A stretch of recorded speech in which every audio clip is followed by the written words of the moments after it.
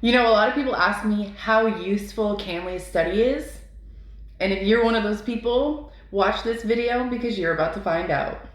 Hi everyone, welcome to A Psychology. I am Ms. M, and today we are going to talk about Canli and how it's even useful to society. But before we do that, we have to know a little bit of background about Canli and what's going on in the world today. In the year 2000, Canli and a bunch of other researchers created this study, which is basically a brain scanning study, and we're looking at the links between the amygdala, memory, and emotional experiences. Now, in order to figure out how the study is useful, we have to figure out what the results of the study were. Here we go. Let's look at these results.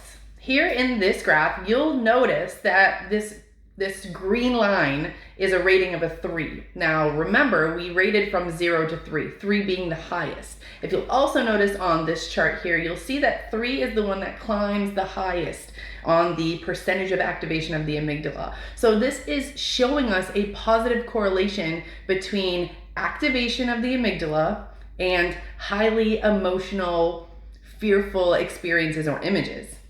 Overall, we saw that amygdala activation was correlated with an individual's experience of emotional intensity. Another important result of this study, this chart right here. This chart is the extra evidence that they collected, the follow-up study they did a couple weeks later with our participants. You'll notice that the pink lines here are the remembered, the things that our participants said they remembered the most.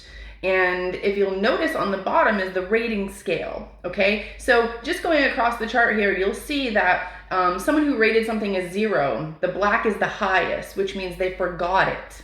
It was something they forgot. They didn't remember something that wasn't emotional. And if you look all the way at the end, you'll see this rating of 3, and pink being the highest, and pink is remembering. So here we have another correlation with information that is rated more intense emotionally with also remembering that information. Okay, let me just go over that again. So we're basically finding this correlation in Canli's study with highly emotional responses, highly emotional memories, highly emotional experiences. Those are all being stored in the amygdala.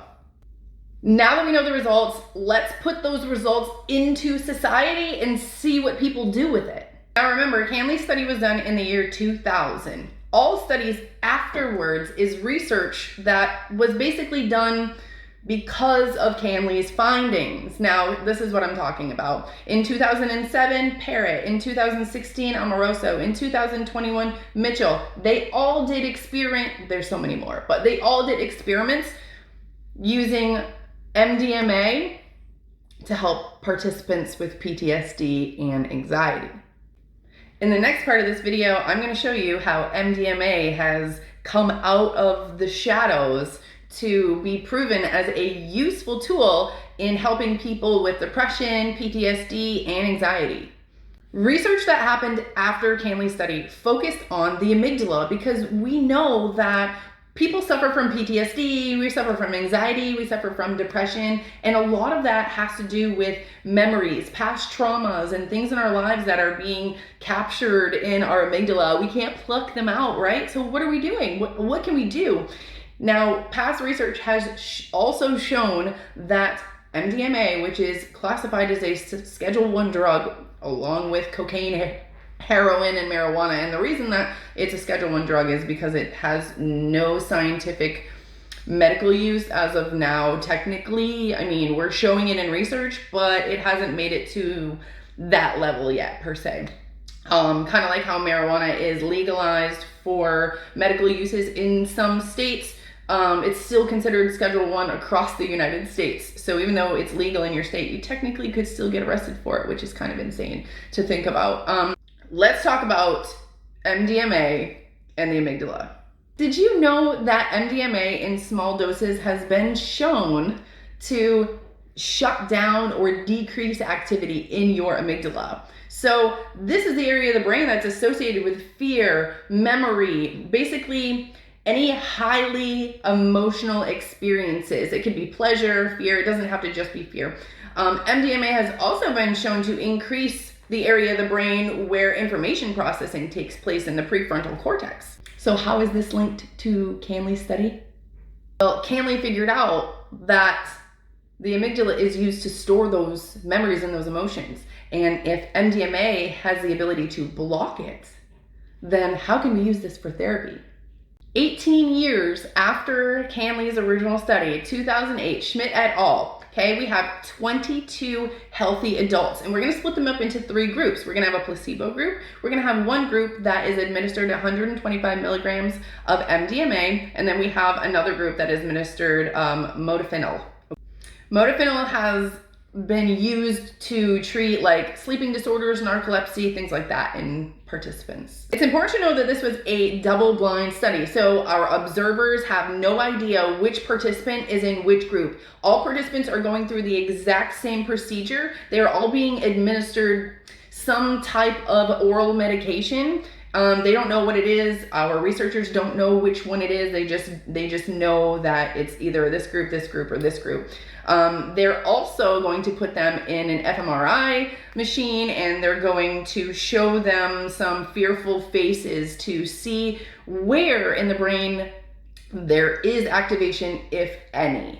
Now, the results of the study were awesome because what we saw was the placebo and the modafinil group, those participants' amygdalas activated normal, just like we saw in Canli. When we showed them a fearful image of a face, there was activation in the amygdala, which basically says that we are storing that memory there in the amygdala.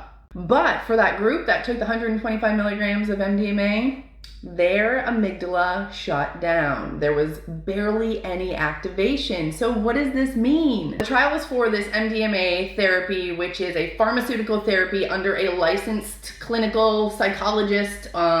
These therapies are now available to people. They are out of their clinical trials. So this means that people that suffer from severe PTSD that have not had any relief yet, they're probably the people that are going to want to try this therapy the most.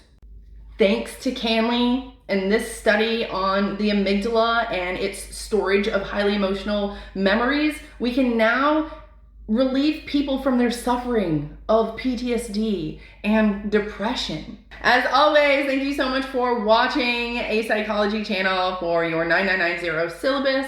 If you have any questions about psychology, how to get into my Patreon classroom, just send me an email at apsychology9990@gmail.com.